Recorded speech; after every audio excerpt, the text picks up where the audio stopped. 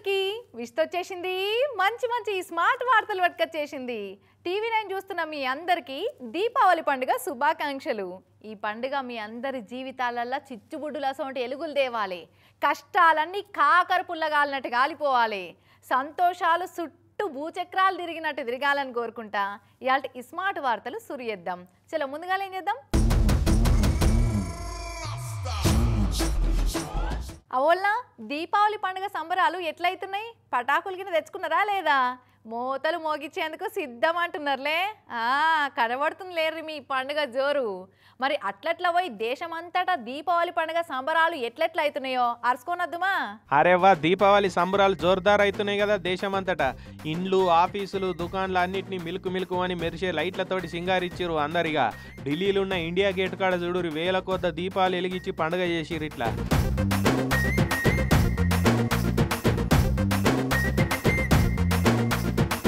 అటు పటాకుల దుకాన్ల కాడ కూడా మొసమరకుండా జనమున్నారు. ఈసారి రేట్లు ఎంతున్నా తగ్గేదేలే. ఎన్ని పటాకులైనా సరే ఒక్కటి తక్కువైంది అనుకుంటా కాలుస్తామన్నట్టే జనాలు పటాకులు కొనుక్కొని వేయరిగా. తీపి లేకుండా దీపావళి ఎట్లయితుంది? మిఠాయి షాపుల స్వీట్లకైతే కొద్ది డిమాండ్ పెరగలే. ఎటు చూసిన దుకాన్లు అయితే కలకాలాడినాయి ఈసారి.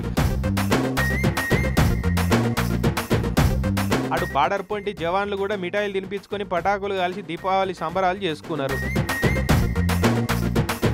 అన్నట్టు మనకాడ మనవలు చేసుకునే పండుగ ముచ్చట్లు కామనే గాని మన పండుగను బయట దేశాలలో కూడా మస్తు ఘనంగా చేసుకుంటున్నారు. పైసలు రిజర్వ్ బ్యాంక్ వాళ్ళు తయారు చేస్తారని తెలుసు కదా, కానీ ఆ రిజర్వ్ బ్యాంక్ వాళ్ళకే పోటీనిస్తుంది తెలంగాణ ఆర్టీఐ డిపార్ట్మెంట్ వాళ్ళు. ఒక్కసారి బార్డర్లు ఉన్న ఆర్టీఐ చెక్ పోస్ట్ల కాడ దొరికే హుండీల కలెక్షన్లు చూస్తే నిజమే అంటారు పక్క. ఆర్బీఐ వాళ్ళు గవర్నమెంట్ను నడిపే లీడర్లు కూడా సంపాదన ఎట్లా సృష్టించాలనో చెక్ పోస్ట్ల కాడ పనిచేస్తున్న కొందరు సిబ్బందులను చూసి నేర్చుకోవాల్సిందే అనబట్టిండ్రు.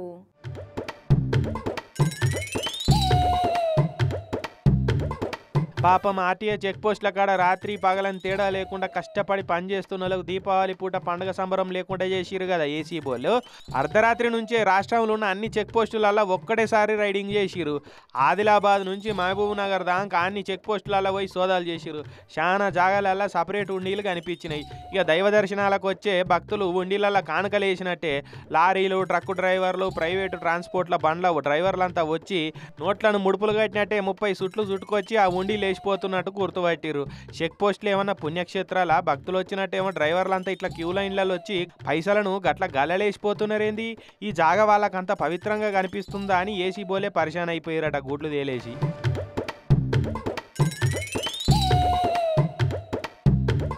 ఇక పనినే దైవంగా భావించే సిబ్బందోళ్ళే చెక్ పోస్టుల కాడ ఉండీలు పెడితే సిబ్బందోళ్ళ కృపకు డ్రైవర్లంతా పాత్రులు అవుతున్నారట. ఇట్లా ఇక సంగారెడ్డి జిల్లా చిరాగుపల్లె కాడ ఉన్న ఇంటర్ స్టేట్ చెక్ పోస్ట్ కాడ రైడింగ్ చేస్తే గల్లల 43,300 దొరికినాయి.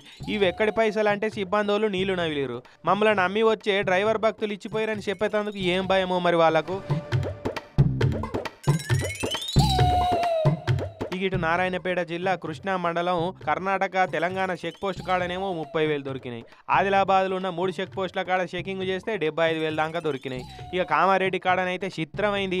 ఏసీ బోర్లు పక్క చెకింగులు చేస్తూనే ఉన్నారు. ఇక ఈ సంగతి తెలియక డ్రైవర్లంతా ఉండిలల్లా సీదా పైసలేసిపోతున్నారు. ఇట్లా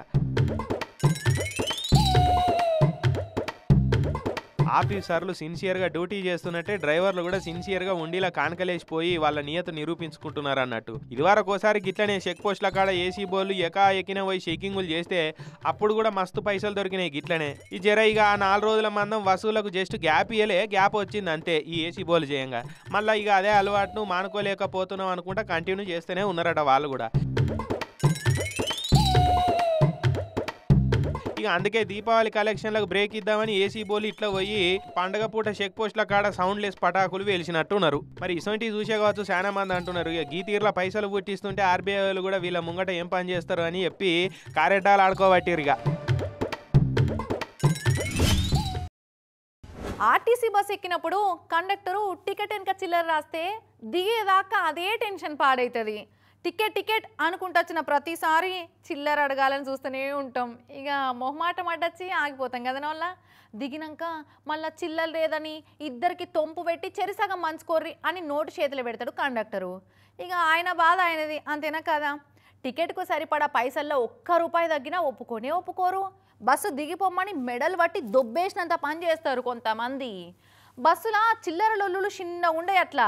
అయితే గిట్నే సిటీ బస్సుల కండక్టర్ చిల్లరియలేదని ఓ పెద్ద మనిషి ఏం చేసిండో చూస్తే షాక్ అవుడు పక్క. అంతేకాదు కాకా నువ్వు కేకా అంటారు కావచ్చు. కష్టపడ్డోళ్లకు ప్రతి ఒక్క రూపాయి విలువైందే కదా, అందుకే కండక్టర్ 5 రూపాయల చిల్లర ఇయ్యలేదని బస్సును కదలనీయకుండా అడ్డం కూర్చున్నాడు ఇట్లా పెద్ద మనిషి. 20 రూపాయలు టికెట్ ఆయన 30 రూపాయలు కొట్టిండు, నాకు 5 రూపాయలు కావాలి. ఏంది 5 రూపాయల కోసం బస్సు కడ్డం పడ్డా? గాడు సోడే అని గట్టిగా తీసిపడే కూరి. తాత కష్టజీవి కాబట్టి 5 రూపాయల విలువ ఎరుక్కున్నాడు కాబట్టి నా 5 రూపాయలు నాకు కావాల్సిందే అని పట్టు పట్టిండు. హైదరాబాద్ కోటి నుంచి పటాన్ చెరువు పోయి ఆర్డినరీ బస్సు ఎక్కిండాడు ఈ పెద్ద మనిషి. నడుము ఇట్లా గంగారం స్టాప్ కాడ దిగుతా అని టికెట్ తీసుకున్నాడట. ఇక 40 రూపాయలు ఇస్తే 35 రూపాయలు టికెట్ కొట్టిండట కండక్టరు. ఇంకా 5 రూపాయల చిల్లర దిగేటప్పుడు తీసుకోమన్నాడట. ఇక బస్సు దిగినాక 5 రూపాయలు అడిగితే చిల్లర లేదని బస్సును రైట్ అన్నాడట. ఇక తాతకు చిర్రు అన్నది. నా పైసలు నాకు పడేయకుండా బస్సు ఎట్లా కదులుతో చూస్తా అని ఇట్లా బస్సుకు అడ్డం కూర్చున్నాడు. అంతేనా తాత? అప్పుడు గంగారం చెప్పిన 20 రూపాయలు టికెట్ ఆయన 30 రూపాయలు కొట్టిండు, నాకు 5 రూపాయలు కావాలి. ఈయనరా పెద్ద మనిషి మొండేడే ఉన్నాడు. 5 రూపాయలకే గింత అంగడి చేస్తున్నాడు అని గులుక్కుంటేనే ఇక కండక్టర్ 5 రూపాయలు ఇచ్చిండట ఎట్లనో అట్లా చిల్లర చేసి. అప్పుడు ఇక అవి తీసుకొని పక్కకు జరిగిండట. బస్సులు ఉన్నోళ్ళేమో నీ ముసలోనికి నా పడేత్తు అని సీదరయ్యారట. ఇక బయట ఉన్నోళ్ళేమో అవి గట్లంటారేంది, ఆయన రావాల్సింది అడిగిండు, తప్పేమున్నది? టికెట్ తీసుకునేటప్పుడు రూపాయి తక్కువ అయితే కండక్టర్ ఊకుంటాడా? మెడల్ బట్టి అవతల నూకుతాడు. మరి అసంటప్పుడు వాళ్ళ మీద ఎందుకు 5 రూపాయలు ఇడిచిపెట్టాలి? పెద్ద మనిషి చేసింది బరాబరానే ఆడున్నోళ్ళు కొందరు తాతకు సపోర్ట్ వచ్చారట. ఇక ఇంకొందరేమో అగో ఆడవాళ్ళకి ఫ్రీ అని మొగోళ్ళ టికెట్లు వేయించి మళ్ళీ అందులో కూడా చిల్లర పైసలు ఎక్కువట్టి సంస్థను లాభాల వాటా పట్టిద్దాం అనుకుంటురా ఎట్లా అని ఇంకొందరికి అర్థమవుతున్నారట.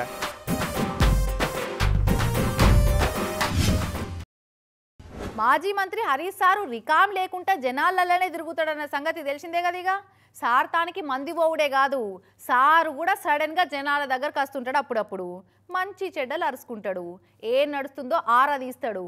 వాళ్ళ దాంట్లో ఒకళ్ళ లెక్కనే మంచిగా ముచ్చట కూడా పెడతాడు. అందుకేనేమో హరీష్ సార్కు బాగా మంది ఫ్యాన్స్ అవుతారు. ఎప్పుడు తింటున్నాం కదా, నేను ఆపితప్పుడు ఆయన సార్ వస్తుండే ఎట్లా సార్ అడుగుతాడు మన దగ్గర అగో మంచిగా పగటి పువ్వు తింటున్న అమ్మలతోటి హరీష్ సారు ఎట్లా కూర్చొని ముచ్చట పెడుతున్నాడు చూడరి. యూరియా దొరకక అమోనియా వేసింది ఎవరన్నా? చేసినాం సార్ అమోనియా యూరియా దొరుకుతలేదని అమ్మోనియా వేసిరట. నిజమేనా అంటే అవు వేసినాం సార్ అనుకుంటా పక్కపొంటి రైతన్న చెప్తున్నాడు. అవు సారు బంగారం ధరలు బాగా పిరమైనాయట కదా, 2 లక్షలు అయినాయట కదా సారు అంటే 2 లక్షలు కాదమ్మా 1,30,000 అయిందని సార్ వాళ్ళకి చెప్తున్నాడు. ఇక 2 లక్షలు ఇంకా 2 లక్షలు అవుతుందట. ఇప్పటికే 1,50,000 అయిందట. 1,30,000 అయిందట. ఇక 2 లక్షలు అయినాక ఏమో అయిపోయినట్టు పాపాయి. ఆవు 2 లక్షలు అయితే ఇక మేమేం కొంటాం, మేమేడ కొనేటట్టు ఉంటుంది అనుకుంటే ఇక వాళ్ళు కారెడ్డాలు ఆడుతుంటే సారు నవ్వుతున్నాడు. ఇక 2 లక్షలు అయినాక ఏమో అయిపోయినట్టు పాపాయి. అయితే నిన్న హరీష్ సారు సిద్దిపేట జిల్లా చిన్న కోడూరు మండలం గంగాపూర్కి వెళ్ళి పోతుంటే మక్క చేనుల పనికొచ్చి పగడి పువ్వు తింటున్న కొంతమంది రైతులు కనిపించారు. ఇక సీదా వాళ్ళ తానికి పోయి ఇట్లా అన్ని సారి ఇచ్చిండు. కాంగ్రెస్ వాళ్ళ పాలన ఎట్లున్నది, సన్నబియ్యం తింటున్నారా అమ్ముకుంటున్నారా అని ఇక సారు కారెడ్డమాడిండు.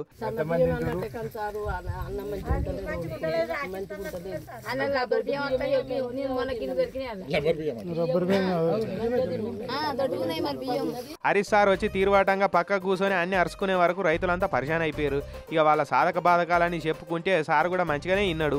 ఇక వాళ్ళు అడిగిన పనులను కూడా తప్పకుండా చేసి పెడతా అని మాట ఇచ్చి ఇక ఆడికి వెళ్ళి బయలుదేరిండు.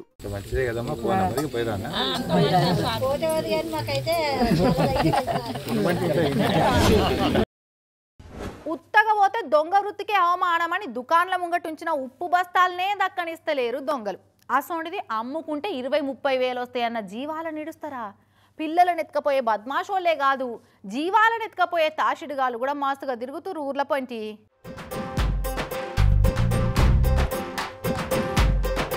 ఏం తెగిడిచిన భూతాలు తిరుగుతున్నాయి భూమి మీద. నిజామాబాద్ జిల్లా బీంగాల్ కాడ రంజిత్ అనేటైన ఇంటి ముంగడ కట్టేసుకున్న 2 ఆవులను అర్ధరాత్రి వచ్చిన దొంగ బడివేగాలు బులేరో బండ్లు వేసుకుని ఎట్లు ఎత్తుకపోయారో చూడూరి.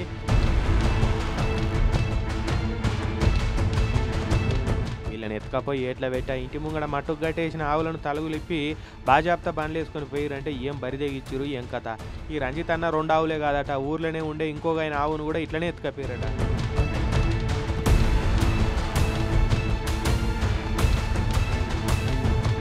ఒక్కొక్క ఆవు 1,00,000 మీదనే ఉంటుందని చెప్తున్నారు. ఇక ఊర్లో సీసీ కెమెరాలు ఉండేపాటికి భాగవతం బయటకు వచ్చింది. ఇక ఈ వీడియోలతోటి ఎవరి దొంగలు ఏడికేంచి వచ్చి ఆవులను ఎత్తుకపోయారు అనేది పోలీసు వాళ్ళు ఎంక్వైరీ చేస్తున్నారట. నాకు 3 ఆవులు ఉంటాయి. ఆ 3 ఆవుల నుంచి ఒక ఆవుని ఎత్తుకెళ్ళారు. డీసెంలో వచ్చి నైట్ 1 గంటకు ఇది జరిగింది. మేము పొద్దున లేచి చూసేవరకు ఆవులు లేవు. వెంటనే మేము వెళ్ళి పోలీస్ స్టేషన్లో ఫిర్యాదు చేసినాము. పోలీస్ వాళ్ళు ఎంక్వైరీ చేసి చెప్తామని చెప్పారు. మూగజీవులను ఎత్తుకపోతున్న ఈ తోడేలుగాలను తోడేళ్ల మందలు ఇడిచిపెట్టాలని గరమవుతున్నారు ఆవులను సాదుకునేటోళ్ళు. మంచిగా సాదుకుంటున్న ఆవులను కోతకు తీసుకపోయినట్టున్నారు. వాళ్ళను గత్తర దీనాన్ని తిట్టుకుంటున్నారు. ఇక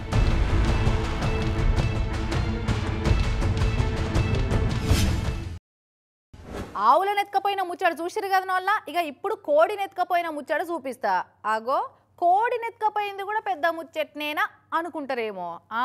ఆ కోడిని ఎత్తుకపోయేందుకు ఎంత పెద్ద స్కెచ్ చేసిరో తెలుసునా. ఆ కోడి కోసం పోలీస్ స్టేషన్లో కేసు వేసిర్రంటే పెద్ద ముచ్చట్నేనా కాదా చెప్పుర్రిగా. దొంగ కోళ్ళు పట్టే ఫేసు నువ్వు అని తిడుతుంటారు కదా. ఆ దొంగ కోళ్ళు పట్టే ఫేసులు ఎట్లుంటాయో మంచిగా చూడురి.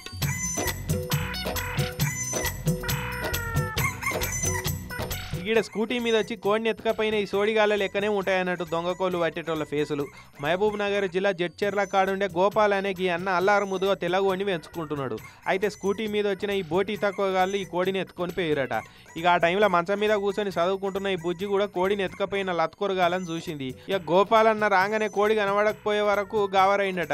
ఈ బుజ్జి పోయి ఎవరో ఇద్దరు వచ్చి కోడిని ఎత్తుకొని పోయిరని చెప్పింది. ఇక ఈ గోపాలన్న పోయి పోలీస్ స్టేషన్లో ఫిర్యాదు ఇచ్చిండు. పోలీసు వాళ్ళు ఏందివా నీ కోడి పంచాది పొద్దున రాపో అని మరగొట్టిరట. ఇంతలనే గోపన్న నీ కోడిని పలానా కాడ చూసినమే నువ్వు జల్దీ రాయా అని ఫోన్ కొట్టిరట తెలిసినోళ్ళు. ఇక చెప్పనాడికి పోయే వరకు ఈ కోడి నాదే అని పోలీసు వాళ్ళకి చెప్పి మతలావిస్తే పోలీసు వాళ్ళు పోయి ఆ కోడిని అమ్మ చూపిన ఈ దొంగబడి వేగాళ్ళను స్టేషన్కి వేసుకొని వచ్చిర్రు. సీసీ వీడియోలు చూసి ఏం చిల్లరగాళ్ళు ఉన్నారా బై, కోడిని కూడా ఎత్తుకపోయి అమ్ముకుంటా అర్రవారి, ఏం చదువులు ఏం తెలుగులురా మీ అని గట్టిగా సొట్లు పెట్టిరు. ఇక కోడి వరకు కోడిని అప్పచెప్పిరు. ఇద్దరు వ్యక్తులు గుర్తు తెలియని వ్యక్తులు ఇంటికి వచ్చి మా పాపను బెదిరించి కోడుకుని తీసుకెళ్ళి నయంపాటూరి పోలీసు వాళ్ళకు పని తప్పినట్టయింది. మొత్తానికి అయితే కోడి కథ సుఖాంతం అయ్యే వరకు పోలీసు వాళ్ళు కూడా అమ్మ పెద్ద గండం బాసిపోయిందిరా నాయన అని నిమ్మలమయ్యారట.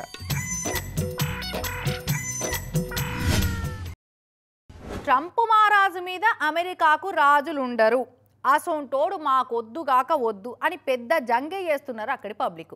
కానీ ట్రంప్ తాతేమో వైట్ హౌస్ను రాజుకోట వేసిండు. దునియాకు నేనే చక్రవర్తిని, దునియా దేశాలన్నీ నా కింద సామంత రాజ్యాలు, వాళ్ళంతా నేను చెప్పినట్టు వినాలే, I'm the modern Alexander, I'm Genghis Khan అన్నట్టు అద్దంలో చూసుకుంటా మురుస్తుండని అమెరికా పబ్లికే లక్షల మంది రోడ్ల మీదకి చిరిగిట్లా. ఇంట్లో ఈగల మోత బయట పల్లకి మోత అంటే ఇదేనేమో. పాకిస్తాన్ అసలు శంషగాలతోటి ఆహా ట్రంప్ ఓహో ట్రంప్ అని పొగిడించుకుంటాడు పెద్ద మనిషి. బయట దేశాల ప్రజాస్వామ్యానికి ముప్పు వచ్చిందని దెప్పి పొడుస్తుంటాడు.